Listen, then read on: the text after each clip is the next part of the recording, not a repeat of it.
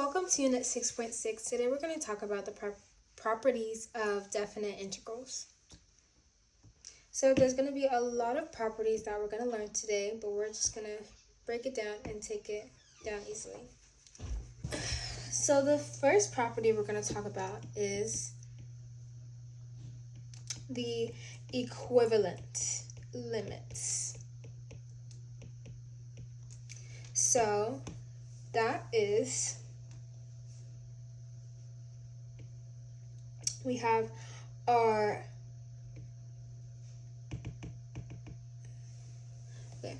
to start off, we have this symbol that we've seen before in a prior video. This is going to be the limits of integration. So when you see this symbol, just know that it means our limits between our intervals. So the formula for equivalent limits is going to be our limit of integration of a and a, f of x times d of x. And when it comes to equivalent limits, it will always equal 0. Now let's move on to another one. Our next one is our multiplying by a constant.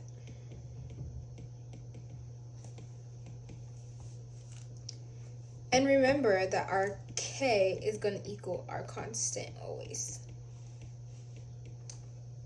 So this formula is shown by limits of integration b over b of a over the interval ba times our constant k times f of x times d of x, which gives us, or equals, our constant k times our limits of integration of f of x times d of x.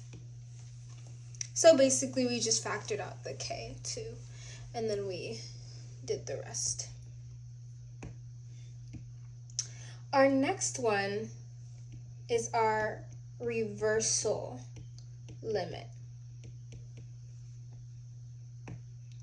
Our reversal limit is when the limit of integration between a and b of f of x times d of x will give us a negative integration of b of a, so we switched our interval, of f of x of d of x.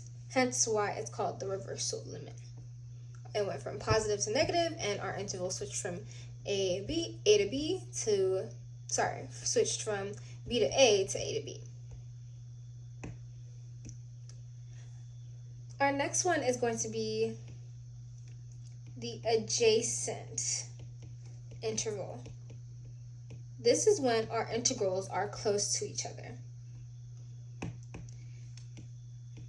And we're going to have a being between c being between b, very close to each other. And this property is shown limits of integration of c of a times f of x times d of x plus the integration of b of c f of x times d of x equaling the integration of b of a f of x times dx. Next, we have our addition property. This one's pretty self-explanatory, where we add our limits of integration of b of a times f of x plus g of x times dx. That would give us limits of integration b of a of f of x times dx plus integration of b of a of g of x times dx. And lastly, we have our subtraction, which is the same as our addition property, but we use minus signs.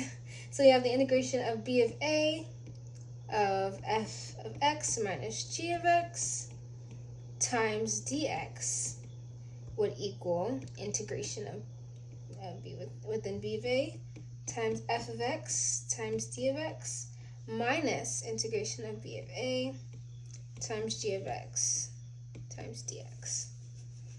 And that is all our properties that we will learn for this unit. Thank you for watching.